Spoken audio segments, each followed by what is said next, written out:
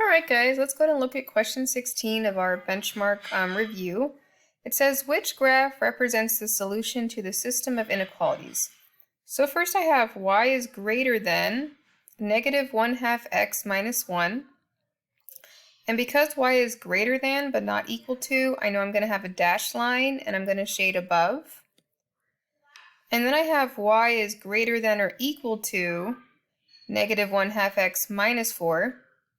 And this tells me that I'm going to have a solid line, and because y is greater than, I'm going to also shade above. So if I look at these graphs here, the first thing I want to do is I want to find my y-intercepts. So I should have a y-intercept of negative 1 and negative 4.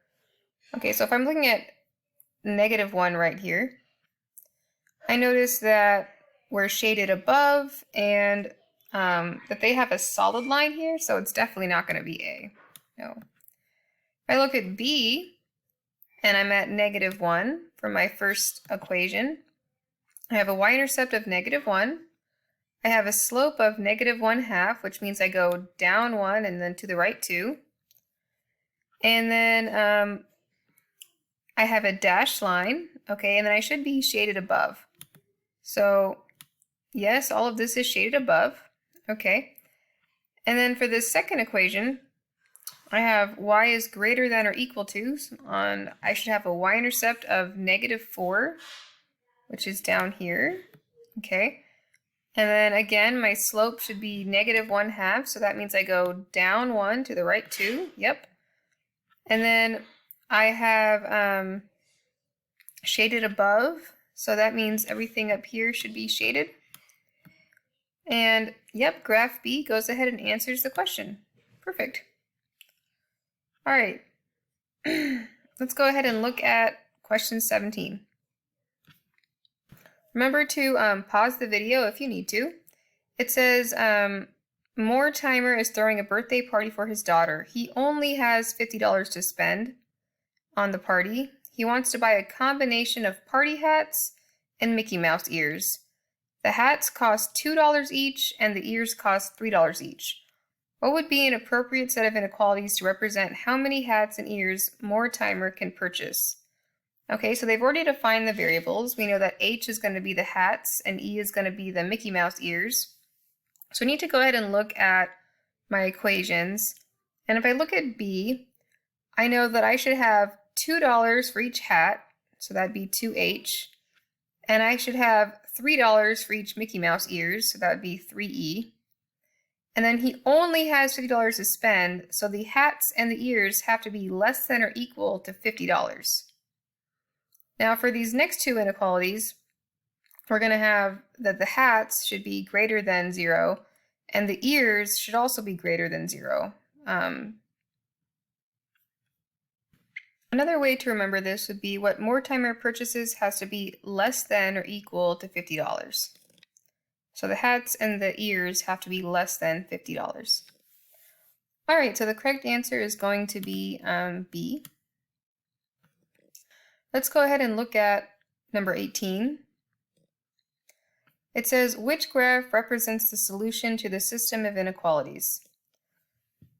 So my first equation is y is greater than or equal to 3x minus 3.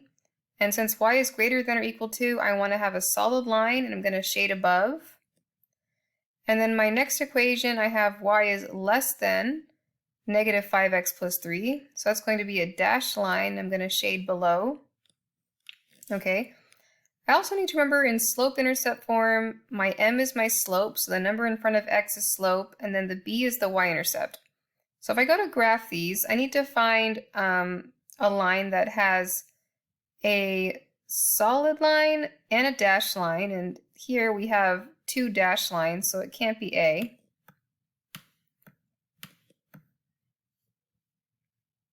But it could be C, D, or B. All right, so then I'm going to go ahead and start looking at my y-intercept. My y-intercept is negative 3. So if I go down here on my y-axis to find my y-intercept, I have negative 1, negative 2, and then negative 3. So I have a y-intercept of -3, okay.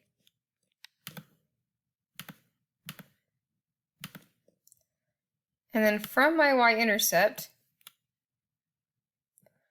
I should be going up 3 to the right 1, because my slope, the number in front of x, is 3 over 1. So I'm going to go up 3, 1, 2, 3, and then to the right 1. Okay. And then I should have a solid line, yep.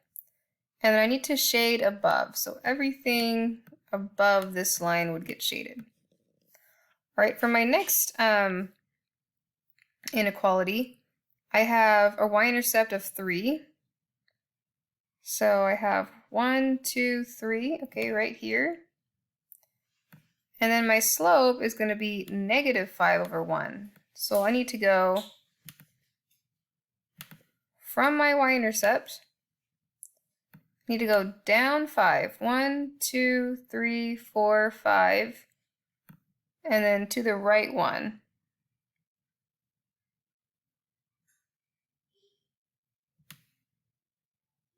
Okay.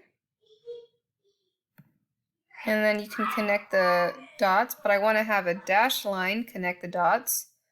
And then I want to shade below this line. So that would be everything down here. And then the overlapping shaded region, where the red and orange are overlapping, is right here in this gray section. So I'm going to go ahead and say that B is the graph that represents the system of inequalities.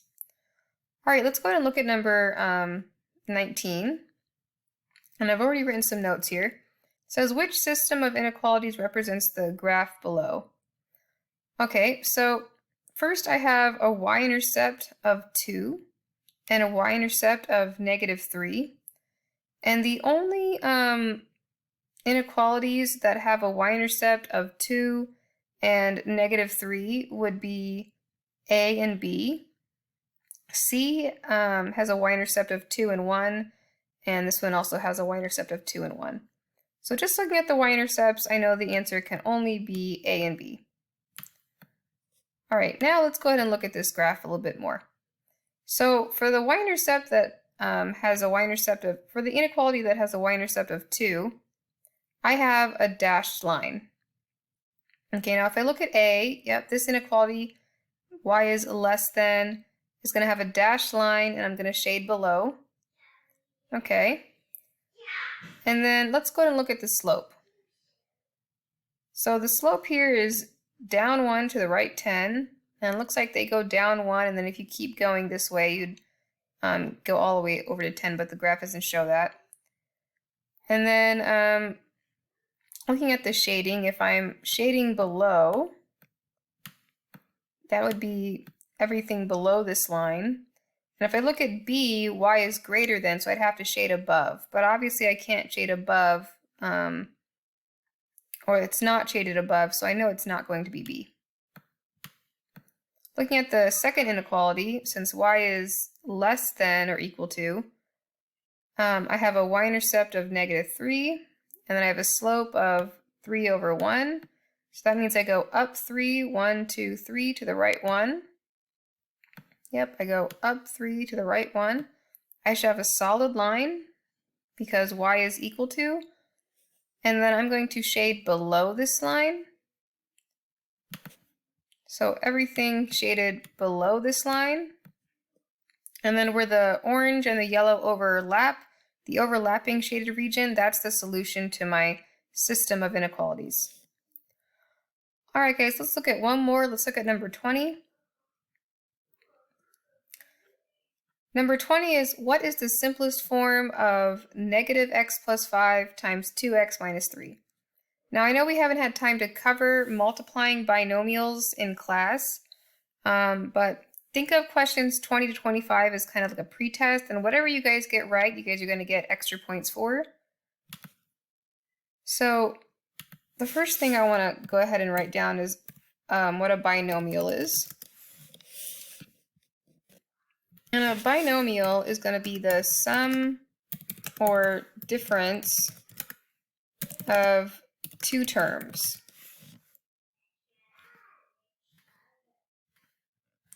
I'm just going to move this over here.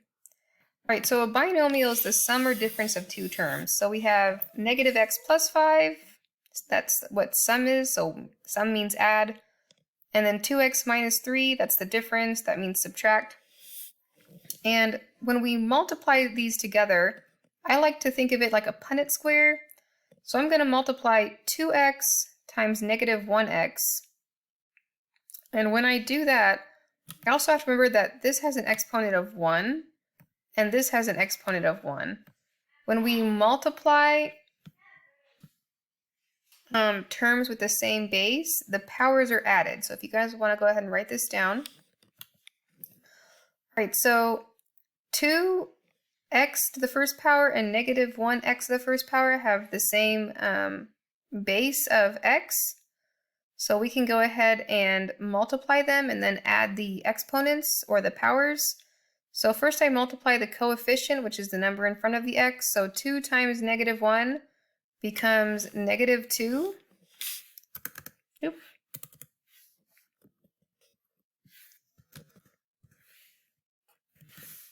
Okay, and then I also have the x, but then I'm going to add the exponents. So 1 plus 1 becomes 2.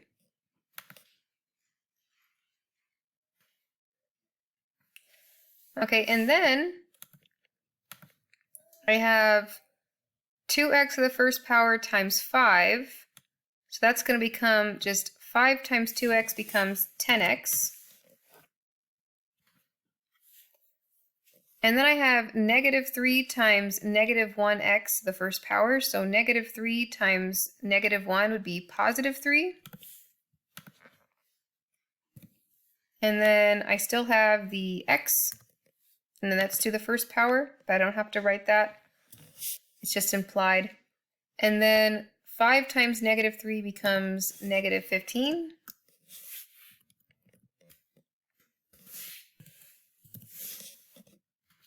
Okay, and now what I want to do is I want to combine like terms. So if you want to write that on in your notes so you don't forget, you want to make sure that you combine like terms.